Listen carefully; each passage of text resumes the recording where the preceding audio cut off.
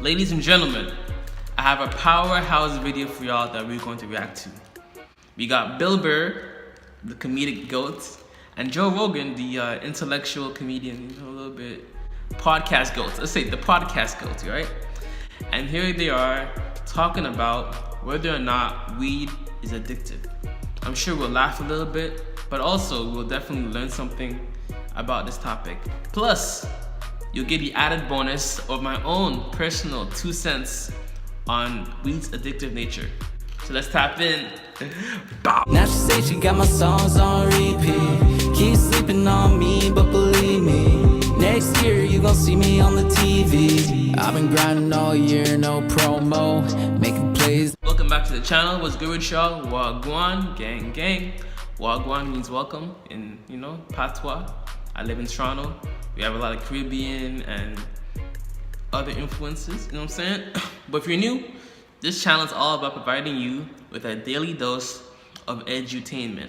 My goal is to make you laugh, brighten up your day, but to also give you knowledgeable insights that you can apply to your own day-to-day life and make it better. You know what I'm saying? Yeah, that's pretty much it. So you'll laugh, little funny clips. Myself, I'm a funny guy, I think so. I'm a fun guy. I'm a fun guy. I'm a fun guy. Plus, information that, will impact you in a positive manner. But without further ado, let's get into it. Bill Burr and Joe Rogan. Can recreational pot be addictive?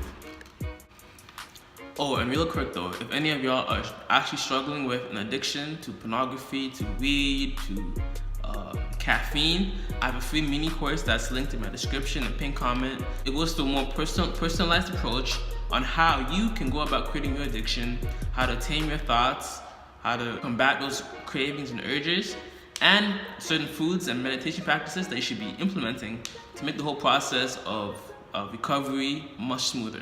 But let's continue with the video.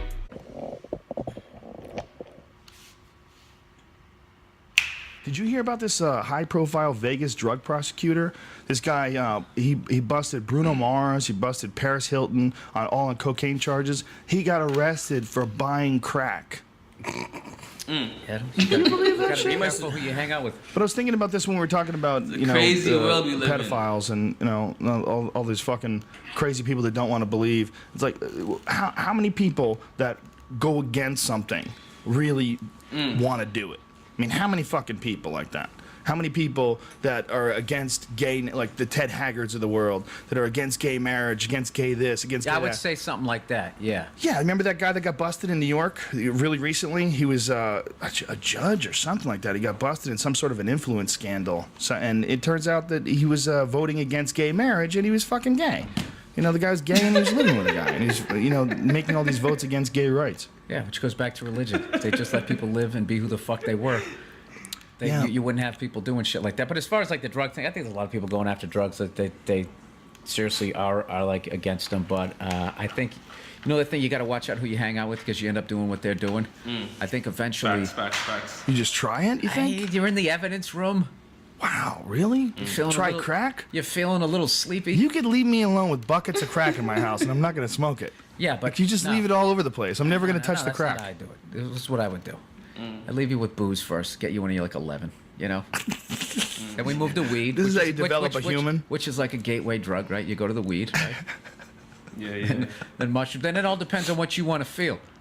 Like, for you, I see why the way your makeup, you want to feel less smell. Like Joe Rogan on coke, you'd be like Godzilla. You'd start stepping on fucking skyscrapers downtown. So it would be hard to get you to go the crack route. But like hallucinogens and that type of thing would be... Well, my buddy Jimmy, when I was in high school, my buddy Jimmy used to do coke, and he told me, whatever you do, don't do it. You'd like it.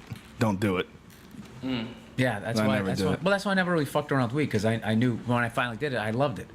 I definitely loved it. And I get a lot of shit in my podcast because people think I'm anti-weed because they're fucking morons. I got a million tweets about this. Yeah. No, I'm not anti-weed. I'm just saying stop acting like it's not addicting. Like it's just like alcohol. Well, no, it's not just like alcohol, but In it can that- be addictive psychologically. Physically, though, physiologically, it's not physically addictive. Okay, whatever. Psychologically, whatever you sure. want to call it. But like those wake and bake guys. Yeah. Those guys. I got a buddy of mine who smokes weed because I said, why do you like, dude? And it's seriously fucking with his life. And he keeps going, dude, weed is not the issue. And I go, why? First of all, why do you do it? He goes, I like weed because it turns my life into a movie. All right? And it's like, this dude, like, I don't know, I don't want to fucking rat him out or nothing like that, but he's lost a job because he flunked a fucking drug test.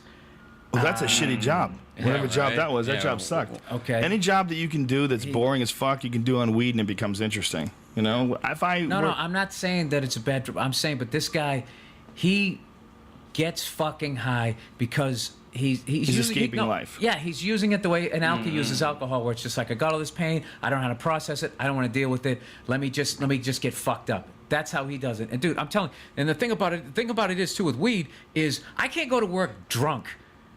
You know what I mean? But Right. people, you can be high. You can go to work fucking high, and as long as you can handle your shit, people aren't gonna fucking notice.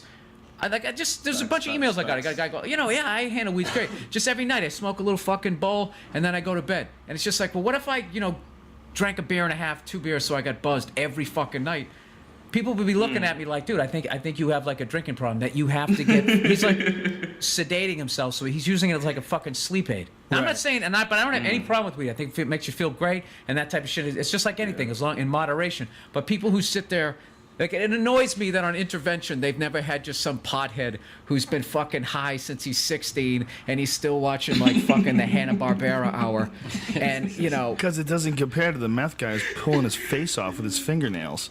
You know, I know, that I know. just seems a lot worse. That's the deal. no, that's definitely worse. But that's But then if you know, dude, meth heads, they're the fucking worst. Does that mean you shouldn't go after? There's also a difference between alcohol? not being in your normal state. You're escaping your normal self. So even if you're stoned all day, you're escaping your sober self, your core self, which is always a problem in some ways.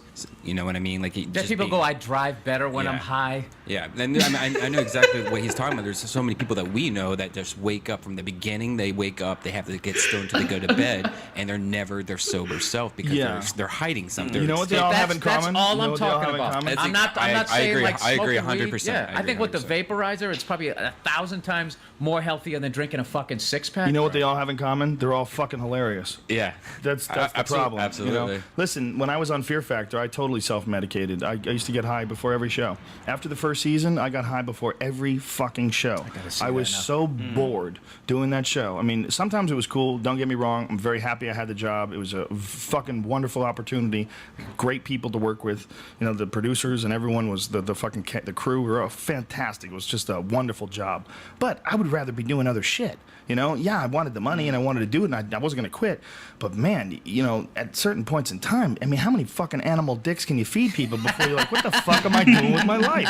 How many times can you hang somebody by a crane and go, ready, 3, 2, 1, go? Right. How many? But that's the thing about you. It's like you smoking weed doesn't affect you, prevent you from fucking coming up with the new hour material. Doesn't prevent you. It doesn't. It helps me. And you're not like Slacking off and just slacking watching off, and it's not cartoons. fucking up your motivation. Yeah. All right.